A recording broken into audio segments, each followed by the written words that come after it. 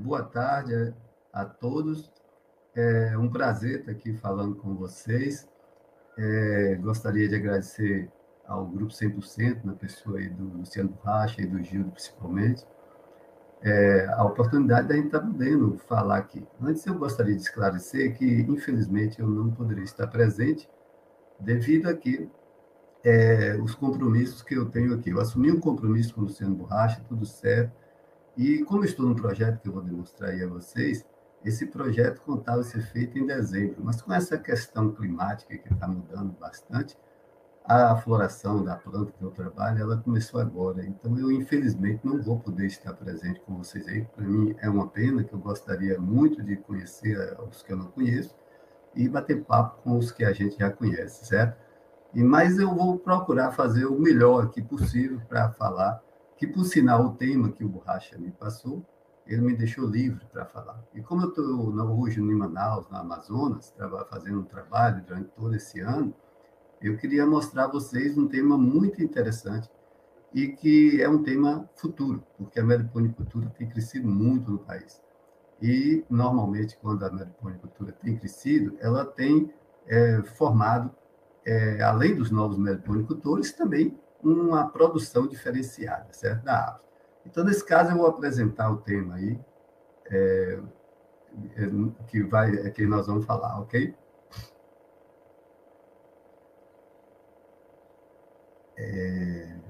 Então, então quando o Luciano Borracha me localizou aqui em Manaus e falou que queria minha contribuição, eu fiquei muito feliz, porque o Grupo 100% é um grupo é baiano, por sinal, e que eu conheci lá no evento que nós fizemos na Bahia, e que foi muito feliz esse trabalho, que eles têm já um caminhamento, já o quarto encontro, isso mostra que é um trabalho feito sem a ajuda de ninguém do Estado, nem de nada, e que isso valoriza mais o trabalho. Por isso que tudo que eles me pedem eu faço, como eu digo, são os meus patrões.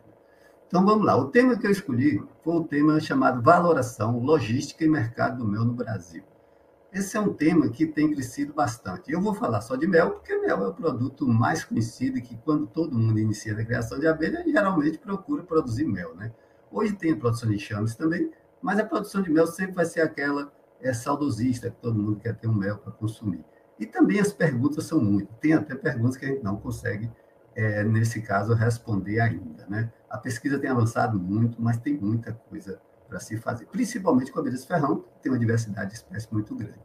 Esse trabalho de valoração do mel faz parte de um projeto que eu vou explicar aí da FAPEAM, junto com a Embrapa e o INPA. É um projeto em que a doutora Cristiane Cru, que é a doutora Gilene Diz, me convidou para vir ao Amazonas ajudar elas nesse projeto aí.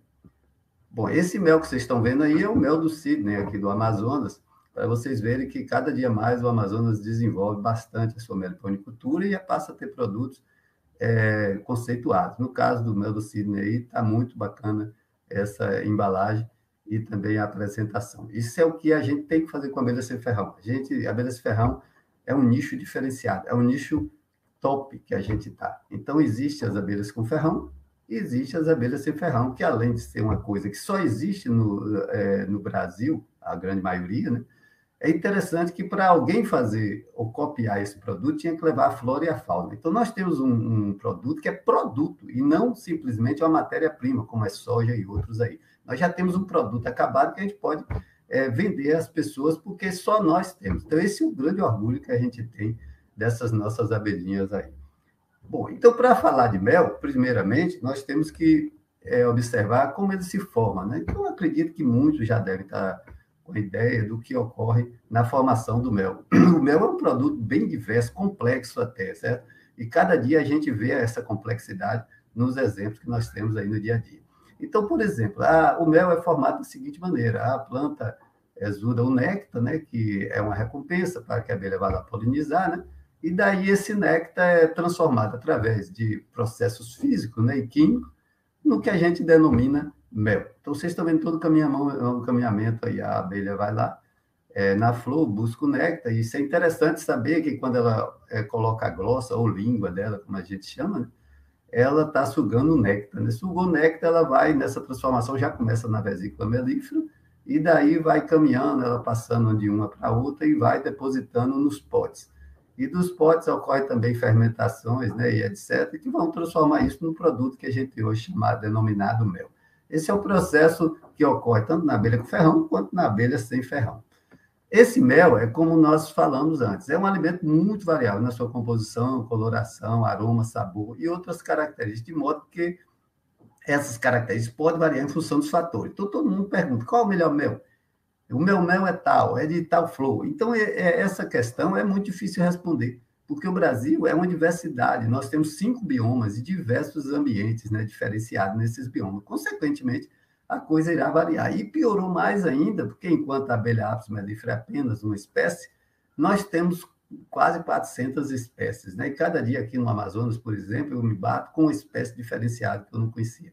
Então, isso é um fator que só tem alegria para nós aqui que trabalhamos com elas, porque nós temos uma diversidade grande para trabalhar e que ela vai fornecer produtos também diversificados. Então, você vê que esses fatores são quem?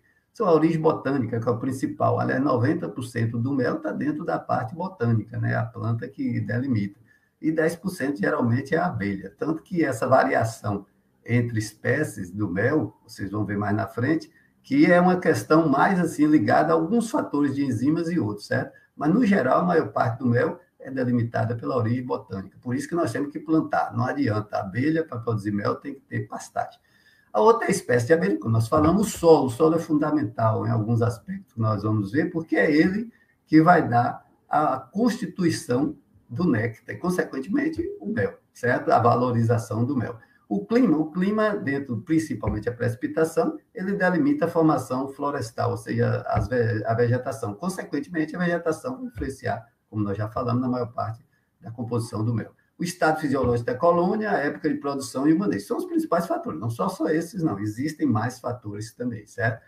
E essa composição do mel, como nós falamos, é bastante eclética, como a gente diria, mas basicamente ela se constitui de quê? De açúcares, que é a maior quantidade, né? Da água, que vem em segunda maior quantidade, e aí entra os outros. Esses outros estão em torno assim, de 2, 3% no máximo, e que isso aí é que faz a diferença entre os méis, tá?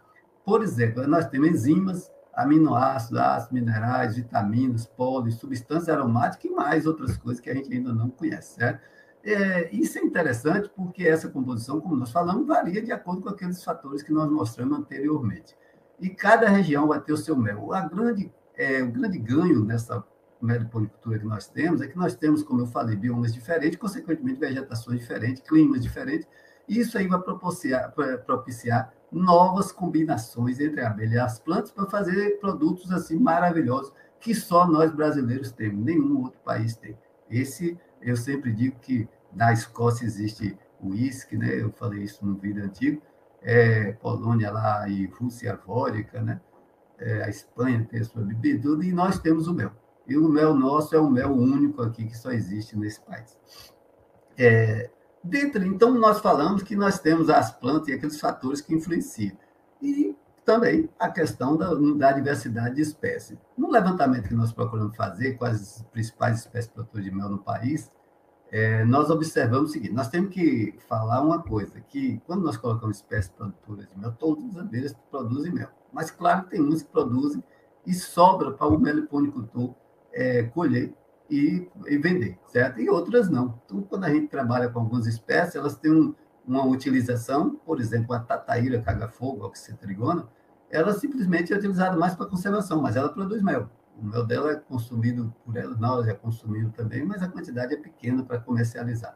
Mas, no caso daí, essas são as principais espécies. Isso aqui eu acho que já está até desatualizado, porque eu estou aqui no Amazonas e já encontrei uma abelha maravilhosa, uma tal de Melipona grandis, que é fantástica, para mim é a melhor abelha que tem aqui, e que, nesse caso, ela produz muito mel, e não está aí nessa minha lista, que eu vou ter que acrescentar mais tarde. Lembrando que, quando se fala em produção de mel, liga-se logo com o gênero Melipo, né, que é que mais acumula mel que a gente pode colher. Agora tem a jataí, que é a mais conhecida, a mais famosa abelha do Brasil, e que também produz pouquinho, mas que tem crescido bastante na produção devido a ser a primeira abelha que todo mundo cria, tá certo? A tubi, que é a escaptrigona, é maravilhosa. Para mim, é a apis brasileira. Produz mel, pólen, própolis, né? É uma espécie que poucas pessoas criam, mas, graças a Deus, as pessoas estão começando a tomar o gosto, vendem aquela espécie ela tem opções a lhe dar. E o mel dela é muito requerido, tanto que o pessoal de São Paulo sempre procura o mel das escapas tricolores, certo? E a moça branca, Physiomelita, que existe algumas espécies que também acumulam um pouco de mel. Então, dentre as espécies produtoras de mel, estão essas daí. A produtividade que nós temos aí, algumas foram produtividade em caixa, outras foram retiradas diretamente na natureza, né? Mas, basicamente, hoje, a maioria, nós já temos dados de quanto ela produz. E lembrando que produzir mel é diferente de produzir outro produto, porque a gente tem que se deter, por exemplo, na produção, tem que procurar optar por espécies, melhoramento, certo? Alimentação, manejo, etc.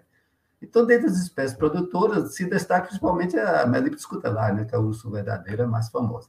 Essa diversidade de flora e de espécies de abelha faz com que a gente tenha esse produto, só que esse produto, por ser a maioria das espécies aqui da América, né, e principalmente do Brasil, ela produz o mel, só que o mel dela não é conceituado no mundo como mel. Por quê? Porque foge aos parâmetros da abelha, que é a commodity de mel, é a abelha Apis mellifera. Então, logicamente, que difere os padrões em alguns aspectos, né, em relação à abelha sem ferrão. Ou seja, o mundo não tem interesse tanto na abelha sem ferrão e fazer uma legislação, por quê? Porque eles não têm a abelha. Logicamente que para eles não compensa, ou seja, eles vão ter que sempre depender da gente. Nesse caso, eles fizeram para a abelha que ele tem, que é a Apis mellifera, que o Brasil hoje segue, que o Brasil é um dos maiores produtores de mel do mundo, né? E, logicamente, que ele segue aquele padrão. Então, foi estabelecido no ano 2000 o padrão que nós vamos mostrar aí, certo? E que esse padrão é internacional, houve algumas correções para o lado nacional aqui, certo? E diz que o mel é um produto alimentício produzido pelas abelhas melíferas, igualzinho a abelha sem ferrão faz. Só que, no entanto, devido a 2 ou 3 fatores, ela não está sendo considerada mel. E é um grande impasse em vender mel para o exterior, porque quando chega lá, a análise é feita baseada nos critérios relativos ao mel da Apis mellifera, né? Mas, no caso das abelhas sem ferrão, a gente já tem conseguido alguns avanços. Alguns estados já têm legislações estaduais que permitem a sua comercialização, e o próprio Ministério da Agricultura, na palestra que eu assisti, a moça lá, a doutora lá, falou a respeito da questão de poder comercializar esse produto no Brasil inteiro através de apenas alguns requisitos, né? E pode ser usado o próprio registro que tenha o mel da Apis mellifera. Isso eu não vou adentrar aqui, mas já existem as maneiras e existem as legislações, como aqui no Amazonas tem, em São Paulo tem, na Bahia tem, certo? Então, essas legislações são baseadas hoje nos critérios baseados em Apis mellifera. Dentro disso foram feitos alguns trabalhos, né? Então, nós temos alguns trabalhos aí relativos a essas abelhas. Aí, no caso do Apis mellifera, da melipona, que foi feito pelo pessoal da Venezuela, a meliponine, que foi feito pelo Vidas Boas, malaspina, e um padrão que nós adotamos aqui foi que a gente fez análise, os 500 análises de melipona, para chegar à legislação, à portaria, no caso, da Agência de Desenvolvimento do Estado da Bahia, né? E que propiciou a gente poder comercializar o produto, certo? Então, esses dados aí são dados que já existem na literatura e que pode ser consultado por qualquer um. Então, quando a gente falou de mel, nós falamos da formação dele, que é baseado nas plantas, né, na relação planta-abelha, e falamos na quantidade de abelha, que diversifica. Dentro disso aí, nós falamos também da parte de legislação e mostrando que existem alguns parâmetros que são observados quando se vai trabalhar na comercialização do produto. Dentre esses parâmetros, nós dividimos em 3 classes. Nós não vamos ser mais assim didáticos, relativo ao seguinte, que existe os parâmetros de qualidade relativa à maturidade do mel, a pureza e a deterioração, que está dentro daquela legislação que nós mostramos. Que são baseados em resultados de análise físico-química, né? Apesar do pessoal sempre colocar em trabalho científico de que existe pouco trabalho, não existe muito trabalho. Eu observei que tem muita gente em quase todos os estados do Brasil, principalmente agora a turma das universidades, estão pesquisando bastante sobre os MES. E, consequentemente, nós já temos vários resultados que permitem inferir que a legislação pode ser feita a nível nacional, porque já existe alguns padrões de algumas espécies estabelecidos, né? Então, dentro desse parâmetro de qualidade, nós vamos trabalhar em cima do seguinte, da maturidade. Quando a gente fala de maturidade de mel, a gente se liga logo em 2 coisas, na questão da umidade e dos açúcares, né? Então, todo mundo sabe que quando nós falamos mal, está maduro para colher. Quando é essa melgueira aí, vocês estão vendo, a melgueira de Melipes scutellae, em que a gente demonstra quando é o que o produto está adequado a ser colhido. Normalmente, em apis mellífera, é quando está todo operculado. No nosso caso, varia muito, porque a umidade é diferenciada, certo? Então, nesse caso aí, vocês estão vendo os potes e com os opérculos, né? E alguns sem opérculos, né? E que, nesse caso daí, o mel da abelha ferrão difere um pouco da conferrão, porque existem os processos fermentativos que vão fazer com que o produto seja diferenciado no final. Essa maturidade, então, diz respeito até a questão do teor de umidade e açúcares do mel. Quando nós fizemos as análises de algumas espécies, né, nós mostramos aí a vocês o seguinte, que dessas espécies, relacionando umidade e açúcar, verificamos que estão todas quase dentro de um padrão. Ou seja, a quantidade de açúcares relativa, por exemplo, na Uruçu, que vai de 23 de umidade e a 30% de umidade, e a média é de 27, né? Tem açúcar de 77 a 70, tanto dentro até dos padrões da legislação de apis. Mas no caso de algumas espécies, por exemplo, como a uruçu amarela, deu, por ser uma região mais úmida, deu 25% de umidade a 34% em algumas, e com menor teor de açúcar. Essa relação açúcar-água é que todo mundo, quando verifica em relação ao mel de apis, observa que a relação de açúcares é menor na abelha ciferrão. Claro, porque a quantidade de água também é maior, certo? Então, esse teor de umidade e açúcar do mel é que vai dizer dessa maturidade. Os açúcares, principalmente, são a glicose, a frutose e a sacarose. Aliás, a frutose e a glicose são relativos à questão da quebra da sacarose que gera esses açúcares e outros açúcares também, certo? E isso aí é feito pelas enzimas. E esse é um grande entrave que nós temos hoje na conservação do mel de abelha sem ferrão, que nós vamos falar mais na frente. Esses açúcares são influenciados pela origem botânica. É interessante que as abelhas preferem certas plantas com néctares que alguns possuem maior teor de açúcares, outros não. Inclusive, é interessante também saber que a glicose, ela, por ser menos doce do que a frutose, ela também é mais higroscópica, consequentemente, cristaliza o mel. É uma relação que a gente observa quando o mel tem muita glicose em relação à água, qual é a cristalização. E a frutose é um açúcar mais doce, e geralmente, quando tem mais frutose, cristaliza menos, certo? No mel sempre vai existir sacarose, porque sempre existe, por exemplo, é dito na legislação que tem que ter 7%. Essa sacarose, quando passa dos 7% do cadáver melífero, a gente observa que houve algum problema com o mel. Não quer dizer que o mel seja um mel impróprio, não, para consumo, que tenha teor de sacarose, que foi alimento, não. É porque pode ter sido da planta também. Mas, geralmente, o alto teor de sacarose leva a alguma desconfiança. Certo? Mas, nesse caso daí, essa açúcar influenciado pela origem botânica, a atividade da invertase, que é o açúcar que quebra a sacarose, o clima e solo.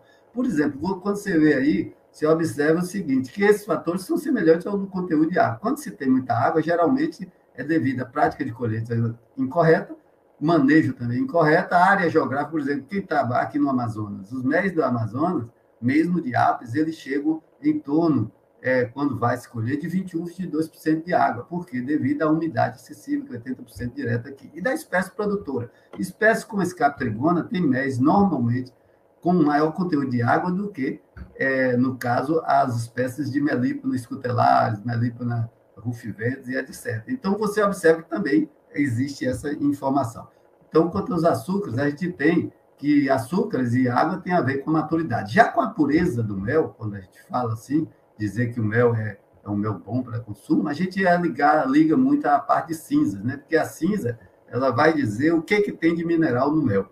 E é interessante que quanto mais cinza tiver, mostra que o mel não é de flor, pode ser de melato. Quanto menos cinza tiver, geralmente o mel é de flor. Ou seja, ele é influenciado esse teor de cinza pelas abelhas, apicultor, clima, solo e origem botânica. Apicultor, que eu botei aí, o meliponicultor, quer dizer o criador, que normalmente ele, nesse caso aí, quando eu botei apicultura, porque o pessoal tem mania de jogar fumaça demais e com isso daí cai cinza e vai influenciar nisso aí. No caso da meliponicultura, a gente não utiliza essa prática, né? Mas também pode ser a questão de outras características que a gente tem que observar. O clima, o solo e a origem botânica são importantíssimos para a pureza, porque existem médios, eu sempre digo que o mel de altitude, ele tem, assim, uma cor, um aroma, e um sabor diferenciado em relação à parte da parte de baixo, né, da serra, por exemplo. Tá? Outro fator de pureza é a condutividade elétrica, está até ligado com cinza. Né? A condutividade elétrica, ela demonstra exatamente a questão relativa aos ácidos, principalmente, né? Então, essa condutividade elétrica, ela geralmente ela é influenciada pelo conteúdo de cinza, pelos ácidos, sais minerais e proteínas. E contribui para a determinação da origem botânica. Eu assisti um filme até uma certa feita que o cara conseguiu determinar por causa disso, que aquela planta só existia em determinada região. Isso tem a ver com um outro fator que nós vamos falar aí, que é a presença de pólen. Na legislação, se diz lá na legislação, que é necessário que tenha pólen para o mel ser considerado, nesse caso, um mel com pureza, certo? E um mel que está dentro dos padrões e das normas do Ministério da Agricultura, certo? Então, nesse caso daí, a presença de pólen é importante. Quando não se tem pólen, pode ser um melato, por exemplo. Seria esse caso. No caso da Bracatinga, lá em Santa Catarina. Já o outro critério exigido são sólidos insolúveis, que tem a ver com aquelas substâncias que não são diluídas em água, né?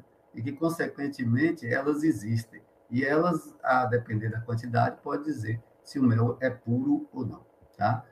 Por exemplo, aí você tem alguns minerais encontrados no mel, e nesse caso de mel de melipes cutelares, e que se avalia que tem um alto teor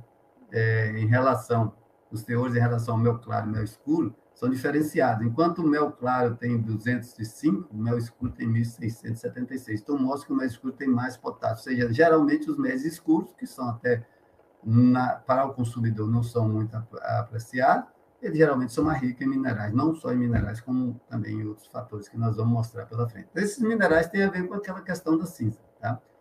O outro parâmetro que a gente pode observar no mel é isso tudo que eu estou falando, que eu tenho que falar lá de mercado. Então, vocês vão ver a importância. Por exemplo, no caso aí, é a deterioração. O que é a deterioração? Aqueles fatores, enquanto teor de pureza, que é o fator que mostra que o mel é bom para ser consumido, a deterioração já vai influenciar de uma maneira em que o mel deve ser observado antes de ser consumido. Então, dentro desses fatores, desses parâmetros que a gente observa, tem a acidez. É interessante que todo mundo fala de contaminação, nós vamos falar aí, e uma coisa importante é que, geralmente, a contaminação do mel dá mais por levedura, porque a acidez do mel geralmente é alta e o pH é baixo. Apesar do pH não estar constando nas características, nos parâmetros que o Ministério exige, mas ele faz parte dessa dualidade aí, acidez-pH. Sempre que a gente analisa, a gente vê os dois para comparar. Essa acidez, ela vem do ácido glucônico, né? Que é o ácido que é gerado ali e que vai dizer se vai, não só esse ácido, tem outros ácidos também, vai dizer se o mel está mais ácido ou não. Geralmente, o mel de meliponine é tido como mais ácido. Por quê? Porque, normalmente, o pessoal consome mel de meliponine maturado. Quando o mel está maturado, claro que a acidez vai ser maior.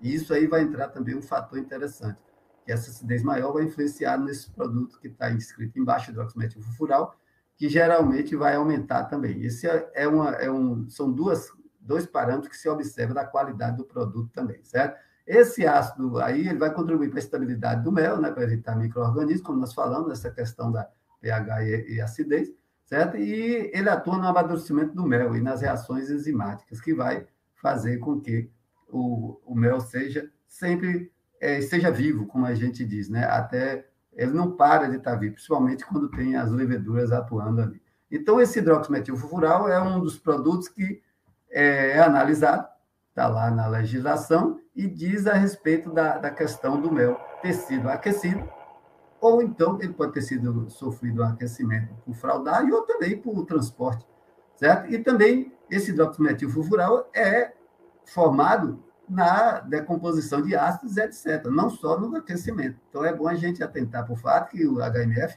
ele é um produto de vários fatores, dentre eles as reações, né? E também a questão de aquecimento. Então, nesse caso, a deterioração trabalha com a acidez, com isso e com as enzimas. As enzimas, elas, claro, criam, entre aspas, assim, novos produtos. Então, você tem uma diastase, que ela é um dos fatores de qualidade do mel, que vocês vão ver aí na frente, e que essa enzima diastase, ela faz a digestão do amido, transforma o amido em açúcar, né, para depois virar a questão da sacarose, vai depois ficar a glicose e frutose. Aí tem as outras, no caso, enzimas como a invertase, catalase, fosfatase da glicose oxidase. Essa glicose oxidase é muito importante para a conservação do mel, né? E é interessante que essas enzimas, na ação que elas executam, logicamente que ela vai propiciar a formar outros produtos. E isso é que acontece muito é no nosso produto, que é o mel de Meliponidas, tá? Então, esses parâmetros que vocês viram é relativos à questão da qualidade do produto, certo? Até a deterioração. O nosso trabalho tem sido feito mais em valorizar o mel, ou seja, o que a gente chamou de valoração. No caso aqui, a gente fala sobre valoração, que é a gente mostrar os aspectos que o público tem que conhecer para consumir mel. Então, todo mundo reclama a respeito do consumo do mel, que pouca gente consome. O Brasil é tido como um país que consome pouco mel em relação aos outros países. Ele produz, mas o consumo é pouco.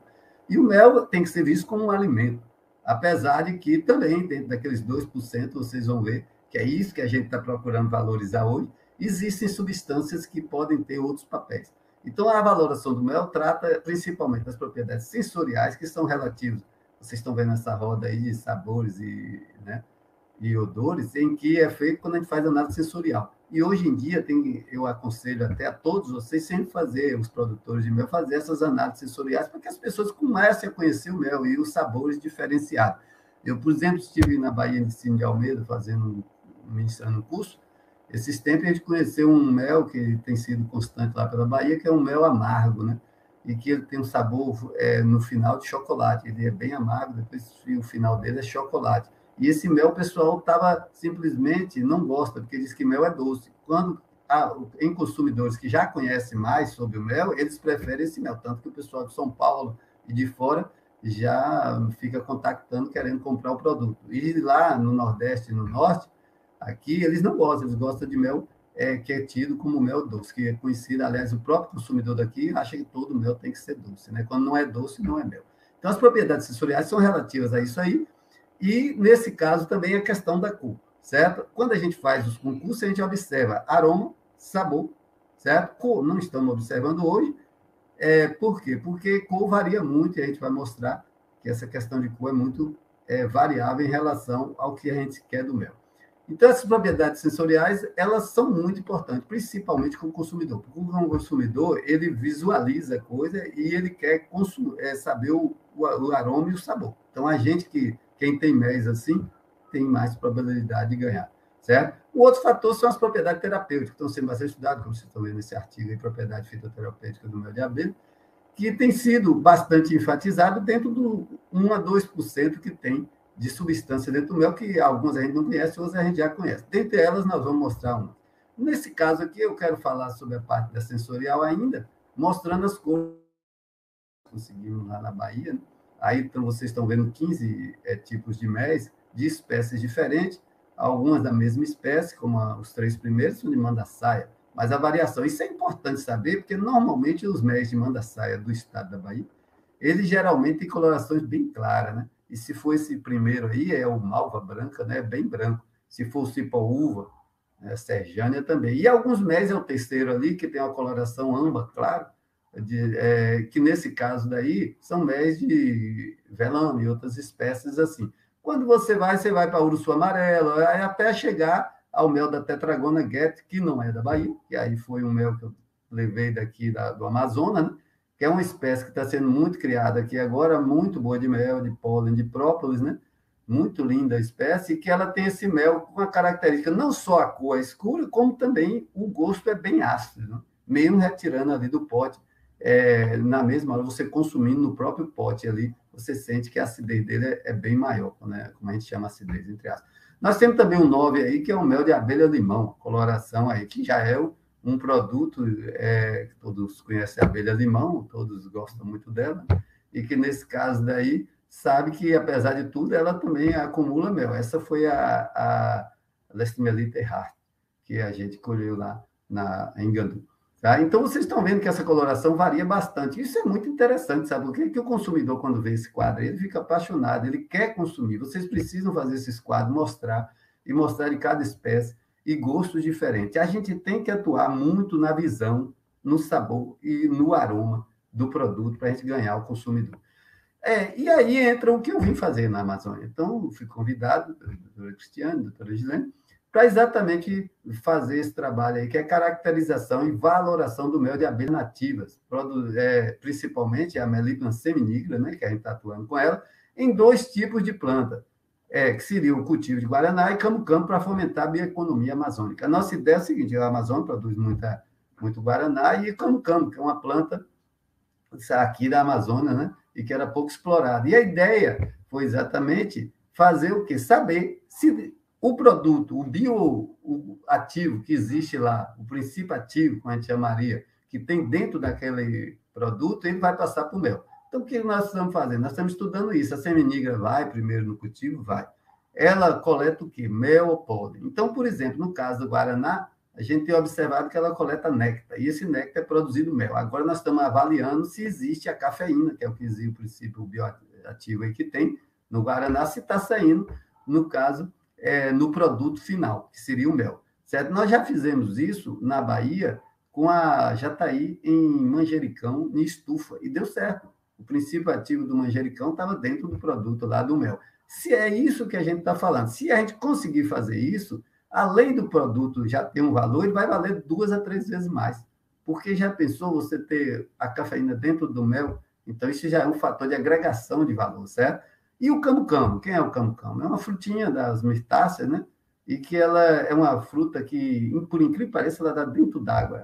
Chega agora o período de cheia, fica coberto de água. Então, o fruto está caindo agora e quem despeça ela é o tambaqui, que sai comendo debaixo d'água lá. E ela fica completamente submersa. Depois, quando baixa a água, ela volta e dá as flores. As flores são muito procuradas por qualquer abelha, e principalmente a seminigra, e que, nesse caso, além de fazer a polinização, ela está também coletando. Só que acredito que ela coleta mais pólen. Mas a gente acredita que dentro do pólen tem vitamina C. Eu vi um artigo esses dias falando sobre isso, que o pólen de café no Espírito Santo foi achado vitamina C dentro, no caso do pólen, né, e dentro do mel.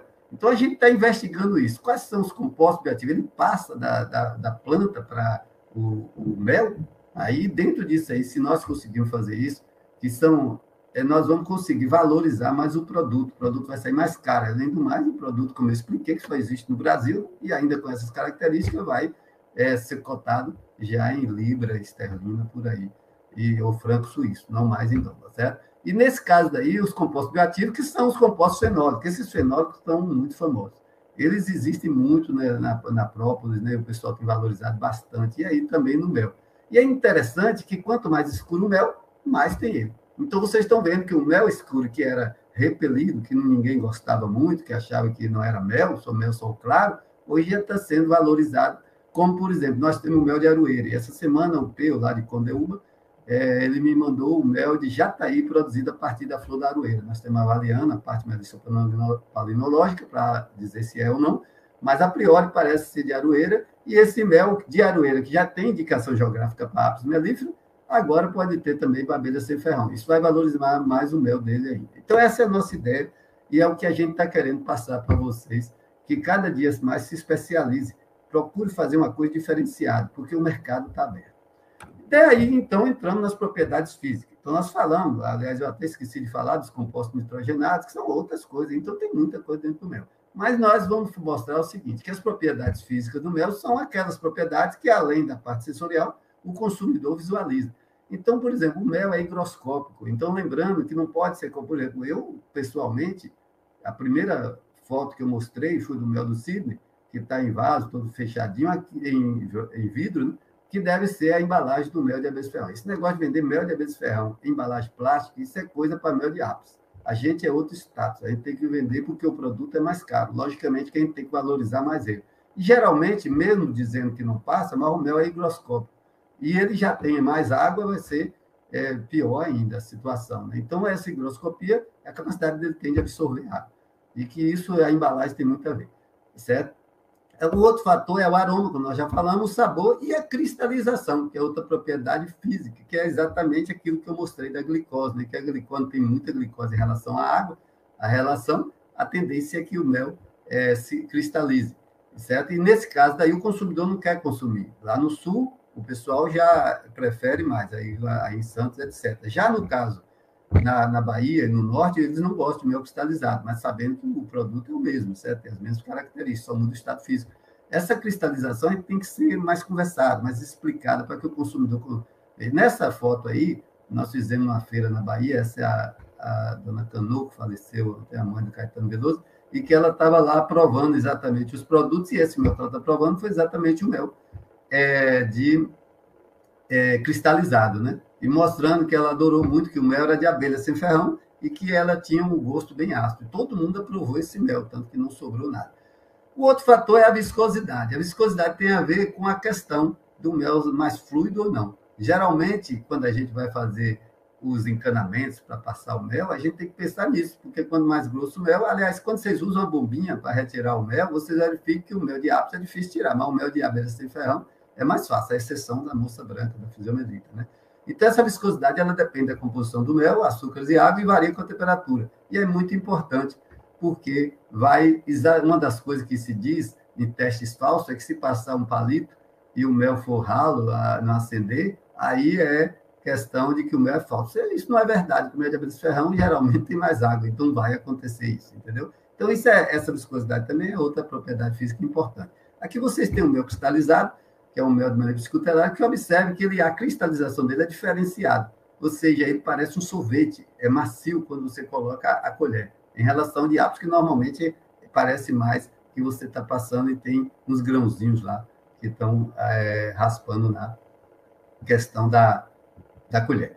Bom, outro fator também importante não é a contaminação. Essa contaminação ela pode ser feita através de agrotóxico, né, que é o grande problema hoje com a deriva, o pessoal pulveriza na região, vai para outra, e vocês no sul têm tido muito problema com também no oeste da Bahia, né? Aqui no Amazonas ainda tem pouco, mas, na verdade, o agrotóxico tem sido um dos problemas, não só para matar as abelhas, mas como também acontecer no mel. O outro é os resíduos de medicamento veterinário.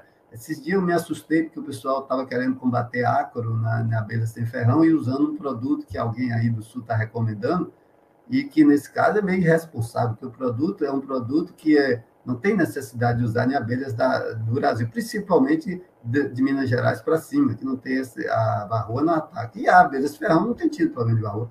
Tem outros actos que não precisa fazer isso. Então, o cara usa um medicamento desse, consequentemente, a tendência é passar por mel, o que está acontecendo com os médicos dos Estados Unidos, China, etc. A outra pesquisa que a gente tem visto seria a indicação da contaminação do mel por metais pesados. Então, lembrando que quem cria abelha na cidade tem que pensar no seguinte, que nós fizemos um trabalho na Bahia mostrando em zona urbana, zona do polo petroquímico e zona rural, a relação entre mel, pólen e geoprópolis, e mostrou que no mel realmente não tinha contaminação nenhuma, mas já no pólen e na própolis tinha. E esses metais pesados estão presentes nos escapamentos do carro, quando queima o combustível, né? E também nos polos petroquímicos, que essas indústrias, etc. Então, quem cria abelha na cidade tem que ter cuidado, né? Nós temos também no lixão, um dos meliponários, e isso aí, esse trabalho está na internet, vocês podem ler, e vocês vão ver que é importante conhecer isso, porque quem está criando nessas zonas tem que se preocupar com isso também. Já a contaminação microbiológica ocorre geralmente quando no manuseio. Basicamente, é muito ligada ao manuseio. Ou então, a própria abelha, quando visita a flor, traz pólen e outras, e dali vem contaminações, vem levedura, bactéria, fungo, etc.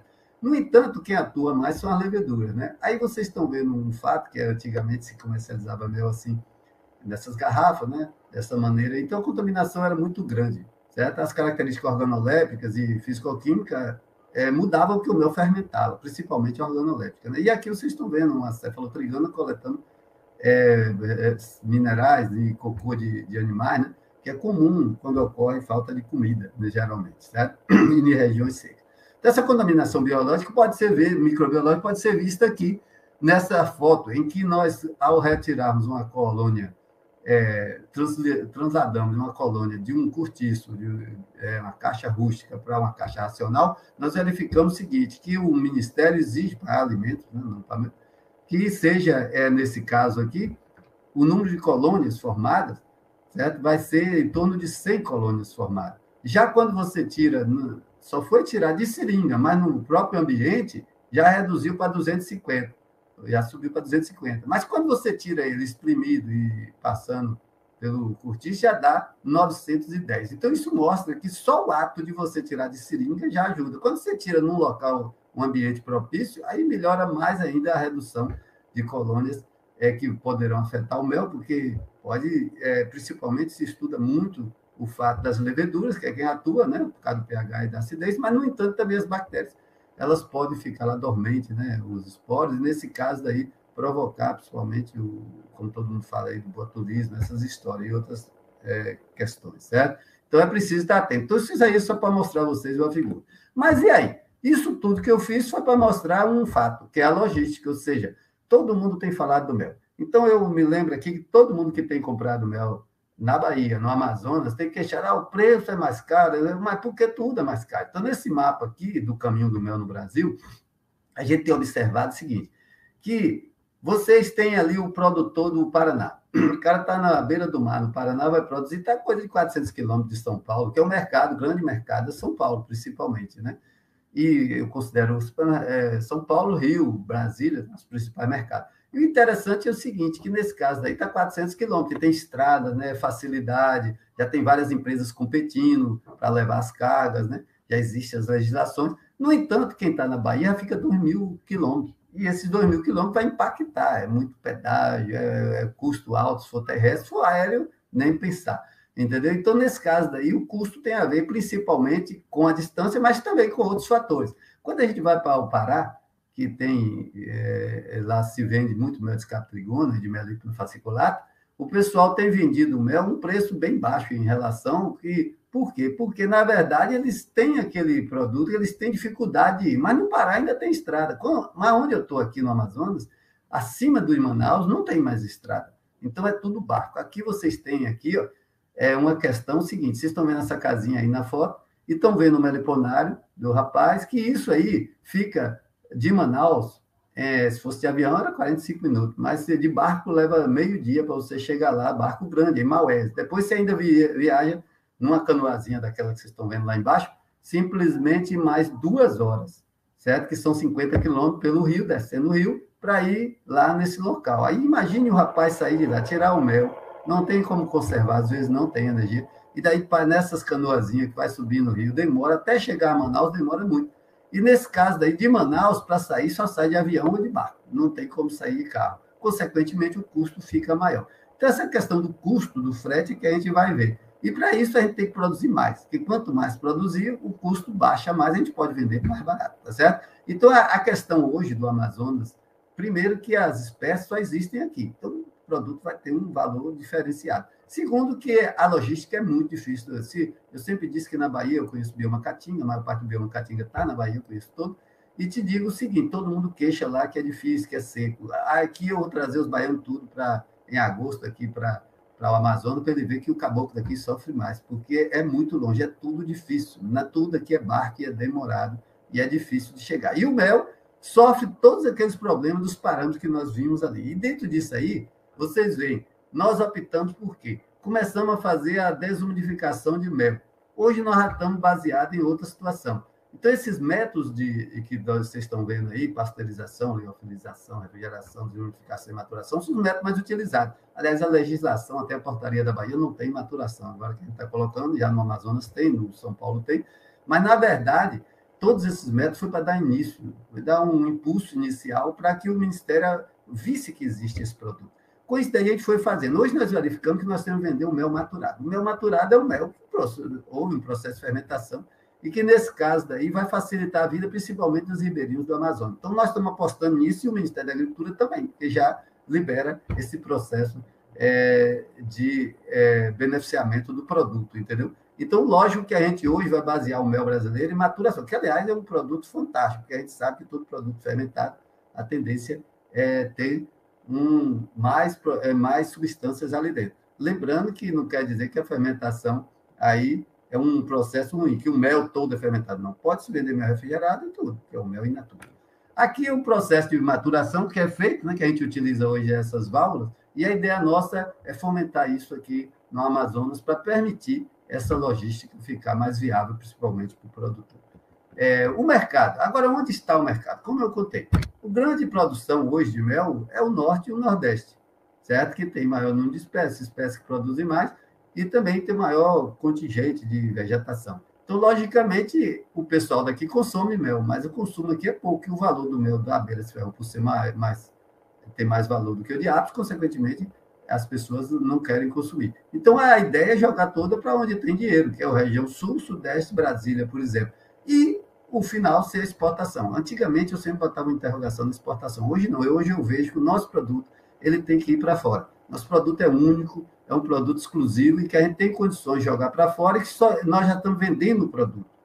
E ele é uma commodity, já não vai ser mais aquela história de vender matéria-prima. Então, consequentemente, o pessoal Europa, Estados Unidos, né, eles vão querer consumir esse produto, que é diferenciado, e vão pagar mais caro porque eles têm mais recursos. Então, a gente tem que entender, eu estou falando de produção de mel, não estou falando de consumo familiar. Então, produção de mel, a gente tem que visar a gente conseguir um recurso à base daquele produto que a gente produziu. Então, consequentemente, a exportação é um grande nosso futuro. A gente tem que vender, como eu expliquei, em libra, em dólar, em que seja lá. Bom, e as características para conseguir esse mercado são essas aí. Quantidade. Quantidade nós estamos tendo. O Norte e o Nordeste tem crescido bastante, o Sul também, tenho visto que o pessoal do Paraná tem trabalhado, e, consequentemente, a gente está aumentando cada dia mais essa quantidade, certo? A qualidade, o mel de abelhas ferrantes já tem uma qualidade fantástica, que ele é retirado com a bombinha, sem contato com nada. O preço ainda não é alto, o preço é valorizado porque o produto é quase artesanal. A produção por colônia é menor, mas a quantidade de colônia que a gente bota é maior do que a de abelha com ferrão. Então, essa é a relação de preço, a tendência é acomodar. Não vai baixar, não, mas a tendência é acomodar.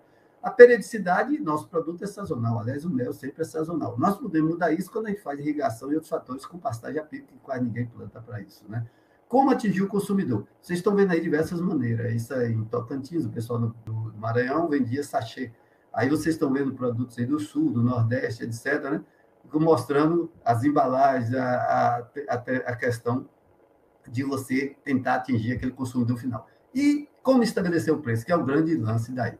Antes de estabelecer o preço, nós temos que saber que existem diversos mercados. Existe um mercado que é o mercado de venda de varejo, que é direto ao consumidor, existe o mercado no atacado, e existe esse daí, que é o mercado da gastronomia, que vocês devem ter uma aula aí, que, na verdade, é um mercado que eu considero assim, um mercado vitrine. Ele expõe o mel, mostra às pessoas que aquilo existe, que pode ser consumido, e que as maneiras de consumir. Mas não é um mercado consumidor grande, entendeu? Porque não existe tanto restaurante e o valor do mel é maior. Consequentemente, ele é a vitrine, mas nós temos os outros para atingir. Isso aí é você que vai escolher. No caso aí, como eu falei, a estabelecer preço, a gente tem que pensar na estratégia de comercialização. E a estratégia é fazer pontos de venda, é ir nas escolas educar as pessoas, nos locais de trabalho, mostrando o que é o mel, é fazendo feiras, as associações, principalmente, constantemente. Hoje, o cara pergunta, mas não posso fazer feira que o produto não é registrado. O produto é registrado na maioria de alguns estados, né? E que o Ministério também libera para venda. Então, eu não vou falar isso aqui, mas vocês podem verificar lá. Um trabalho que nós fizemos foi a avaliação, há muito tempo atrás, do preço da oferta, a procura do mel, que diz respeito a exatamente a questão assim, já verifique que todo mundo, no caso da Bahia aí principalmente, todo mundo só consome mel em julho e agosto, que é quando lá faz frio, quando tem frio lá, e que nesse caso daí, até no sul também é assim, o pessoal consome mel nessa época, porque essa época não tem produto, e todo mundo procura muito, e a produção é pequena. Então, o que é que nós fizemos? E o preço é o mesmo sempre, né? Nós fizemos o seguinte, nós estudamos o porquê disso e descobrimos que o pessoal não queria consumir na Bahia, porque no mês de janeiro e fevereiro é calor. Então, é a época que tem mel, mas ninguém quer consumir que é calor. Nós mudamos isso, mostrando que o mel não é remédio. O mel simplesmente é um alimento que vai ajudar o cara a pular o carnaval. Se ele comer muito mel ou tomar muito mel, ele vai ficar com energia suficiente para pular o carnaval, e quando acabar o carnaval, ele está bem, porque ele tomou muita cerveja, etc. Então, isso aí vai ajudar. Se ele não toma mel, a tendência é que ele fique doente e vai comprar mel só no inverno. Então, a gente quer que ele compre mel o ano inteiro. E, para isso, ele precisa consumir mel para manter a energia dele sempre ativa. Então, esses fatores vocês estão vendo. Lembrando também o seguinte, que eu relacionei o século XX e o século XXI. O preço do mel no século XX, há 20 anos atrás, a gente observava que era esse daí. Já hoje, e o produto era mostrado assim, todo mundo comprava produto dessa maneira aí. Só que hoje a coisa mudou. O preço do mel mudou, certo? Claro, porque existe maior exploração, mas que também existe maiores dificuldades. E, consequentemente, no século XXI, a gente já comercializa mel dessa maneira aí, como vocês viram também várias pessoas. E esse é um padrão que a gente tem que ter a nível internacional. Uma coisa interessante que eu falei, para tudo isso também precisa saber o custo. Para saber o custo, tem esse livrinho grátis aí, que está lá no site meu, e tá, também todo mundo tem na internet aí, e que mostra como você calcular o seu custo, você acrescenta mais, tem até um programa do Excel, que faz isso aí. Quer ajudar vocês a calcular o produto, porque a gente tem que saber quanto custa para a gente saber por quanto a gente está vendendo, para saber se está ganhando ou não, certo? O livro Conta a Qualidade, tem esse manual de controle de qualidade aí da doutora Lígia, e esse livrinho aí do Grupo Insecta, que fala sobre MES, é o que eu falei aqui. E eu queria agradecer a todos, né? E pedir desculpa por não estar presente, mas foi um fato assim que foi a natureza que fez que eu ficasse aqui para concluir o meu trabalho, que inclusive vai passar para vocês depois, né? Eu queria agradecer a todos e convidar todo mundo para o primeiro Congresso de Meliponicultura da Amazônia, que vai ser feito em agosto de 2023. Junte dinheiro e venha para a Pátria das Abelhas, porque aqui existe muita abelha, mas quando você chegar, vai ter muita produção, mel diferenciado, e fora que vocês vão conhecer o local, o paraíso, e que todo brasileiro tem que vir. Eu sempre digo que tem que vir a Bahia e agora também o Amazonas. Tá? Muito obrigado aí.